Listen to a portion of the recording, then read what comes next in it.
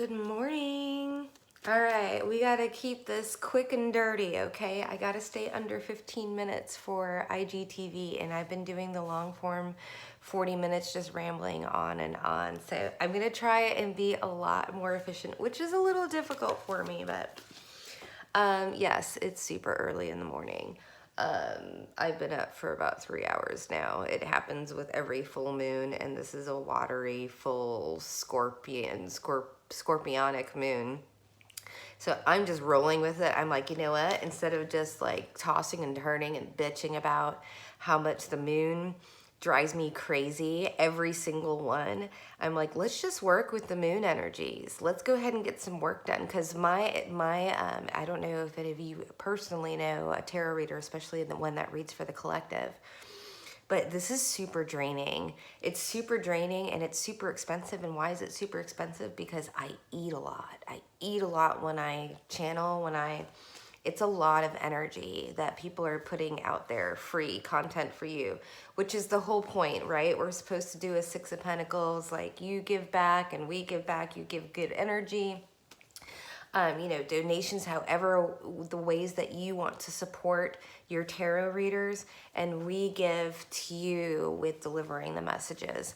But just know that it is definitely a lot of energy. So for me, I'm like, well, if I've got too much energy and I'm in the hood right now, because I'm very frugal when I pick my Airbnbs, I'm either dancing in here or doing my hula hoop in here or whatever. Sorry, I'm getting notifications. I'm getting distracted.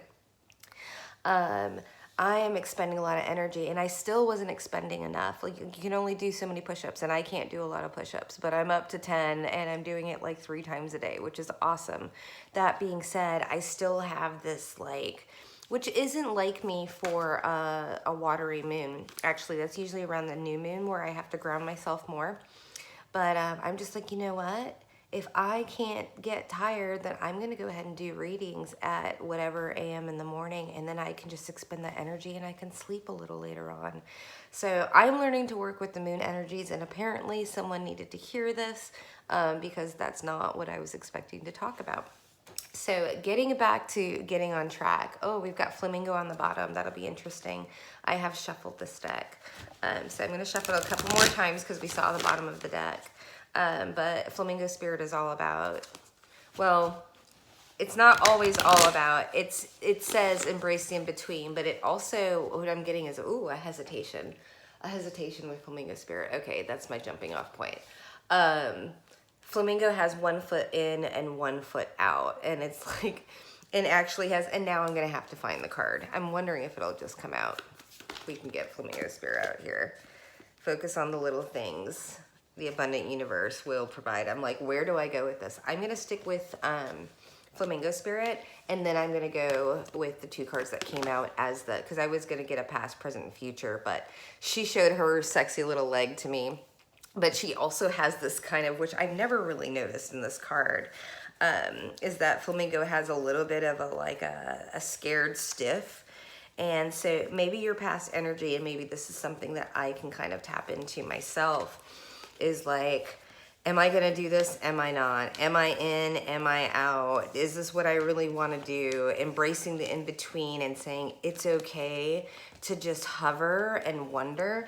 Yeah, I've never taken this card, but right there, like for whatever reason, like it feels like the pupil was super dilated, and like, I'm in front of the ring light. I have no contacts in. I'm waiting for my new glasses. I have an eye infection. I've been keeping the contacts out, so I've just been going blind. And when I say I'm blind, I mean I'm blind.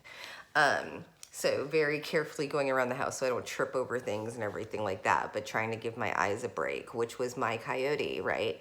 And so maybe you were in this scenario where you wanted to put your foot in, and maybe you've been very hesitant about it. Like I'm getting this like tapping type of feeling, like maybe not, maybe not. Is it warm enough? Is it not warm enough? Is it, I don't know, is it gonna work? Is it not? And embracing the in-between, but also really thinking about it, which is very Geminian, which is what I never get zodiac signs.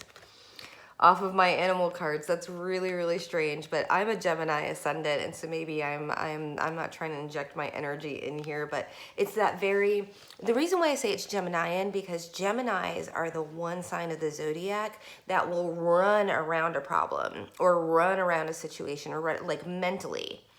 Like, they're one of the smartest because we are able to take both sides and look at things. Like when it comes to politics, when it comes to religion, when it comes to one of our beliefs or what have you, if it really comes down to something like a decision that we need to make in order for us to move forward and be good people or make good decisions for the best of everybody that's in the situation, regardless of whether it's a popular decision, a Gemini will do it.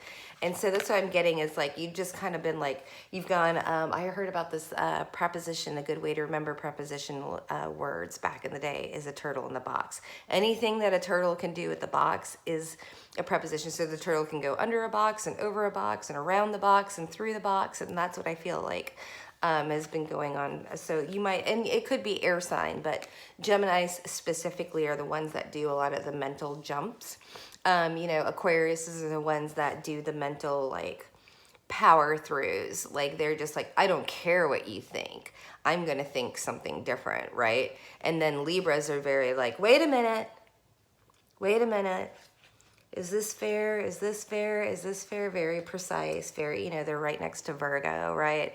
So it's, I actually love the zodiac signs and harnessing all that energy. I don't like reading specifically for them though, because it puts people in a box. They're like, oh, I'm a Gemini or what have you. And I'm like, but you're a 5-planet Leo. That makes so much more like up of your personality than your sun sign would ever be.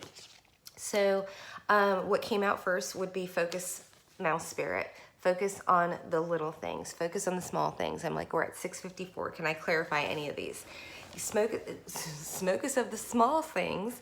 Focus of the small things means really like honing in on the details, which a lot of people, especially if you're an air sign, you don't love the details, except maybe a Libra, what have you. But I feel like I mean, I don't want to be like completely stereotypical and just point out Virgo, but Virgo came up too. So you might have some Virgo in your chart. But focus on the small thing is a very like hermit, like Virgoan trait where you pull back and you tend to the administrative types of things, right?